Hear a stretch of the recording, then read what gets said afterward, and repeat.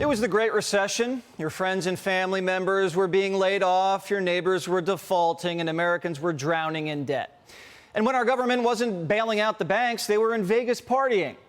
The Obama administration's GSA, the General Services Administration, which nobody even knows what they do, spent almost $1 million for a weekend conference on the Strip. While you were at work, government bureaucrats were spending your tax dollars, popping champagne, dancing with chain-smoking clowns, true story, and enjoying Napa Valley cab and a bubble bath in a room with a view. The government spent almost $1 million on a Vegas pool party during the Great Recession. Have they learned anything? It doesn't look like it. After fire raged through Maui, Hawaii, leaving 115 dead, 850 Americans missing, hundreds of which are kids, for what's the deadliest wildfire in U.S. history in over a century, the government is once again disrespecting us. According to a report and photos obtained by the Daily Mail, FEMA, the Federal Emergency Management Agency, the team that's supposed to be digging through the ashes and delivering aid, has turned the tragedy into a junket. FEMA booked themselves into five-star luxury Hawaiian resorts, relaxing at the cocktail bar, knocking back drinks, 45 minutes away from Lahaina, the city consumed by an inferno. They're shacking up at the Maui Four Seasons, beachfront, of course. Rooms there are $1,000 a night. The presidential suite goes for $29,000 a night. We sure hope they're not staying there. Hopefully, FEMA officials aren't getting spa treatments like the $225 one at the Lomi Mohala Massage. We pray they're not poolside sipping Laurent Perrier champagne. Since there's nothing to celebrate, the Mai Tai at the Maui Four Seasons is $32, gratuity not included. Now, we have boots on the ground there on the island. Spies tell us that they may have seen a FEMA foursome enjoying 18 holes in the Robert Trent Jones II design course overlooking the Pacific. It's not just the Four Seasons. FEMA agents are also posting up at the Fairmont Kea Lani in Maui, where rooms range there from $1,300 to $4,500 a night. Scuba, surf, and paddle lessons are not complimentary. Neither are the sunset Pilates classes.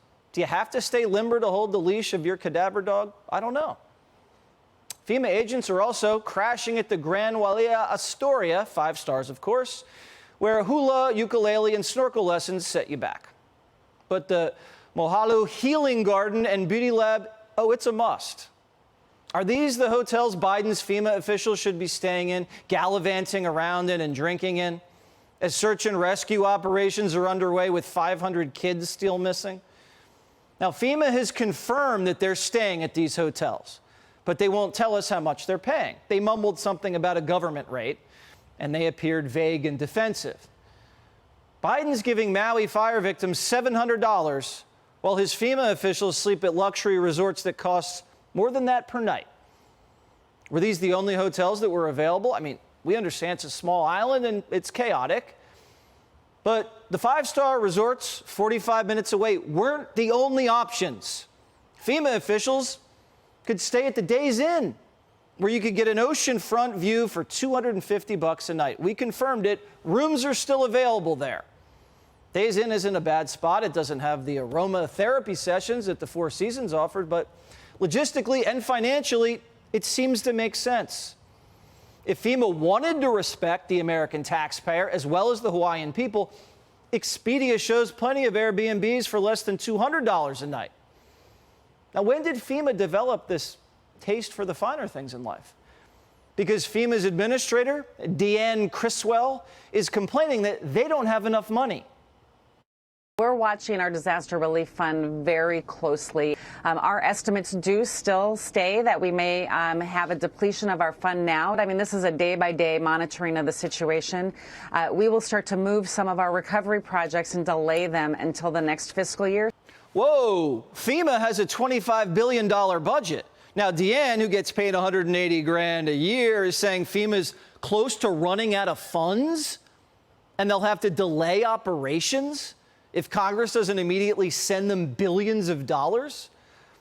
Now, if I were Diane and I was trying to cut costs so that I wouldn't have to delay emergency operations, I might not have hundreds of my employees staying at $1,300 a night luxury hotels overlooking a city burnt to the ground with toddlers unaccounted for. This entire tragedy was preventable, and now the government's using it as an excuse to dine out in style. The corrupt Hawaiian Electric Company neglected to clear the highly flammable grass underneath their downed power lines.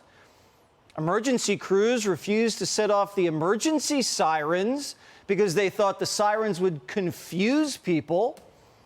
And then the water commissioner wouldn't share the water with the fire company because water equity means indigenous plants get the water, not fighting fires.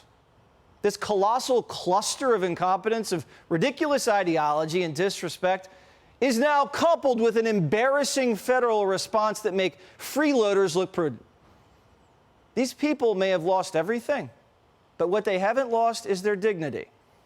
And that's something some of these bureaucrats will never have. Hey, Sean Hannity here. Hey, click here to subscribe to Fox News YouTube page and catch our hottest interviews and most compelling analysis. You will not get it anywhere else.